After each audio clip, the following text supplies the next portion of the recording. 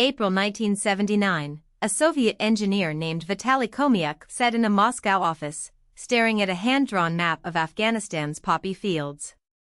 The Soviet Union's Green Thumb program was a multi-billion-dollar effort to eradicate the opium trade and cultivate cotton in Afghanistan, touted as a model of socialist efficiency and a path to economic independence.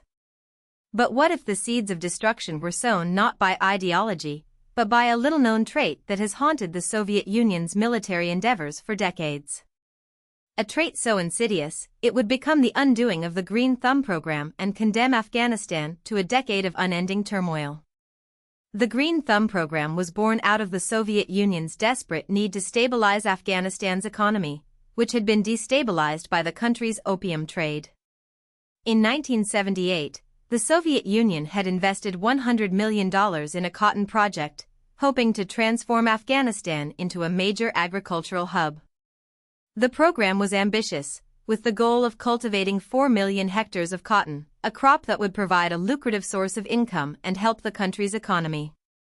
But there was one major problem: Afghanistan's harsh climate, treacherous terrain, and unpredictable weather patterns made it the perfect breeding ground for the poppy, a crop that was notoriously difficult to eradicate.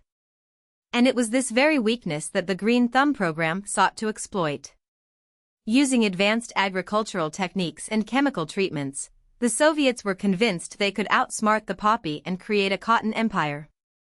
The program's initial success was impressive. Cotton yields skyrocketed, and the Soviet Union's coffers swelled with the influx of cash. But as the seasons passed, a new problem emerged.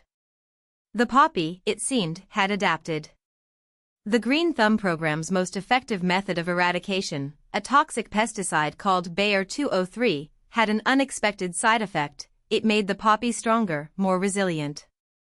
As the Soviet Union continued to invest in the Green Thumb program, the problem only grew.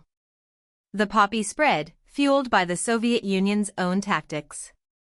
And with it, the seeds of Afghanistan's destruction were sown. The opium trade, once a minor problem, had become a full-blown crisis. The Soviet Union's economy was crippled